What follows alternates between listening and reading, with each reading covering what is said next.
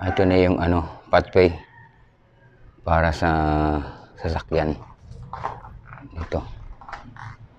Tinakpan ko muna yung kabila gawa ng bago pa. Dadaan yung motor bukas eh. Nandiyan.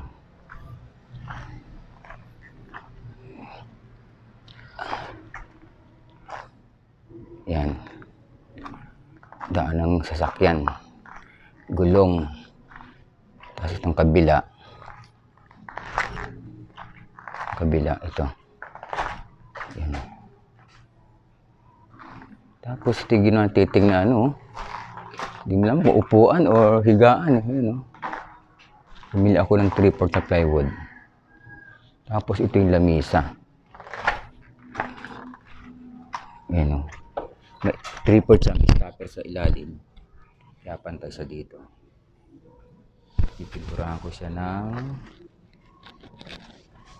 varnish o kaya ay chocolate brown or hindi light na lang. Pag chocolate brown kasi masyadong madilim. Yan.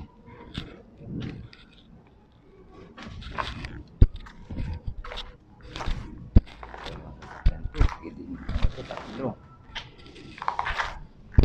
Mabato eh.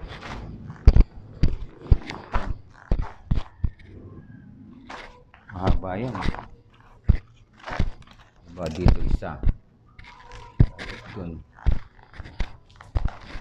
Dalawa. Dito. Isa. Ito mga tricycle naman to. Ka-4 na araw. Tapos na yung pinagawa ako sa kanya na installation ng plotted channel. I-video ko yan. Ito mga kamatis ko.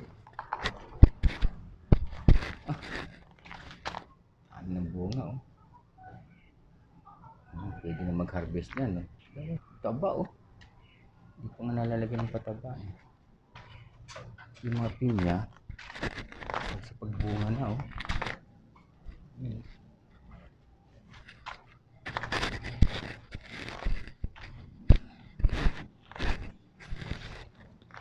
tubigyan ko ng tubig para matanggal yung alikabok.